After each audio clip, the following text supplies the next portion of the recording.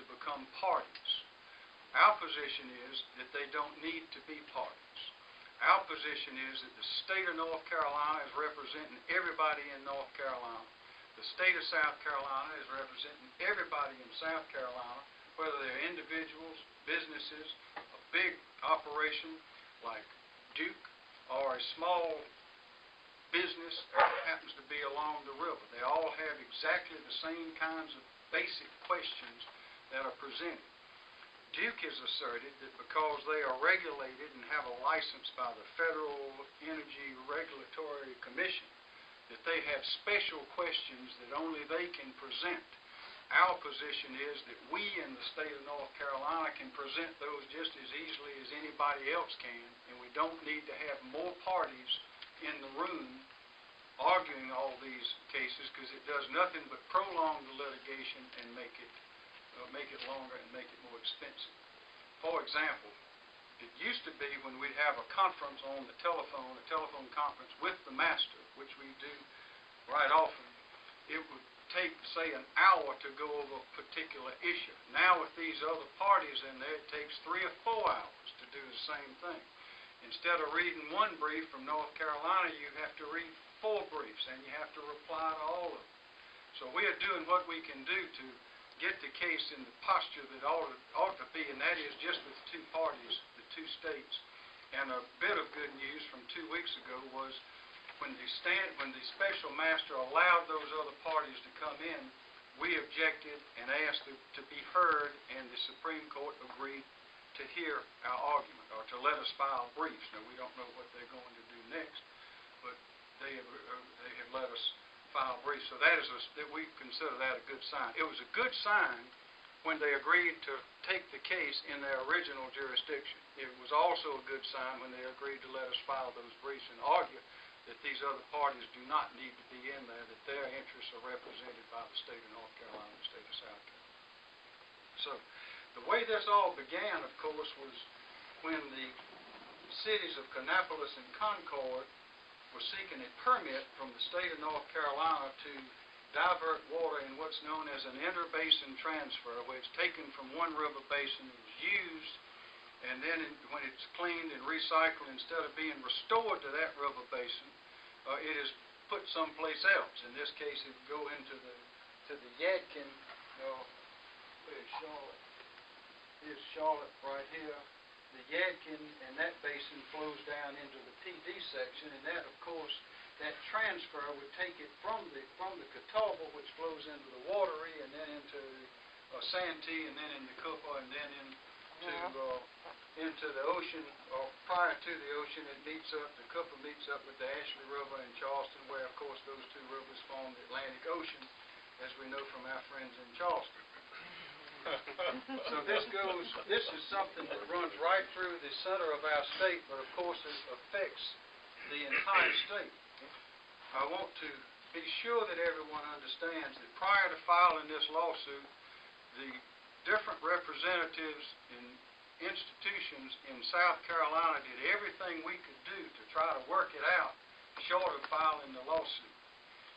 Senator Wes Hayes and others are on a commission that's been working for 2 or 3 years with their counterparts in North Carolina to try to come to some sort of an understanding, and that has produced no understanding. I went up and spoke to Roy Cooper, who's a good friend, the Attorney General of North Carolina. That led to no understanding. I know Governor Sanford had contacted the governor of North Carolina. That led to no understanding. The House and the Senate passed resolutions calling on for understanding and cooperation, and that led to nothing. So we were left with no alternative but to bring a lawsuit, which is what you have to do when there are no other alternatives. We hope that the U.S. Supreme Court will, in fact, apportion the river.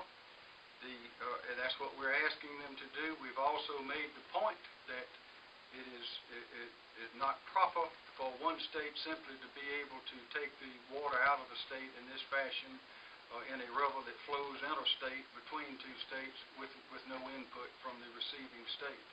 And ironically, whatever arguments the state of North Carolina makes against us will be the same arguments that the state of Virginia will likely make against them when it comes their turn to fight over a river. But also to comment on the importance of this case, we are now in, as I know the gentleman in the back is aware, with Georgia. We have issues concerning the Savannah River.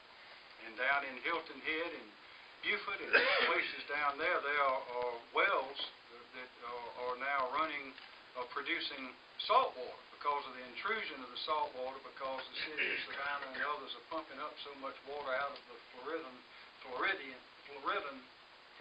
aquifer that it's draining out all the fresh water, and the salt water's coming in, and it's causing problems down there. So this is a very important matter for the future of our state. These matters have been litigated many times out west. We have a different kind of law here, and this is the first case that our U.S. Supreme Court will have heard that presents the questions that are presented in this one. They have already answered one of the critical questions, and that is that a river that flows between two states does not belong to one or the other, but belongs to both.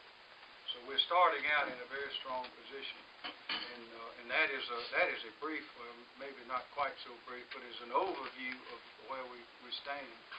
Is it going to be expensive? Yes. We have been trying to keep the legislature and the governor and all concerned involved know of the costs that are expected. We have hired counsel in addition to the lawyers we have here working on the case. We've hired counsel that specialize in work before the U.S. Supreme Court, and they are excellent, and they're doing a fine job. But this will cost several $1 million. The more parties that are in it, the more it will cost, so we're trying to limit that and trying to limit the cost in every way we can, but we do want to get it right. With that, unless somebody has a question for me, I'd like to ask Bob Cook to fill in the gaps and provide you with some different perspectives on what I have brought up. Are there any questions by anybody or statements or anything so far? Okay, Yes, sir, Lanny? What's the governor's position on this? Is he behind us? He's behind it, yes, sir. I haven't seen anybody in the state that is not behind this, but we've had meetings with him and have kept the governor and Dan Cooper of the House Ways and Means and Senator Leatherman of Senate Finance and several others up to date, and we'll keep Mr. Simmerl up to date and others involved as they get more and more involved in the process. Okay. And this is Bob. Y'all met Bob Cook and Parkin Hunter and Charles Candy.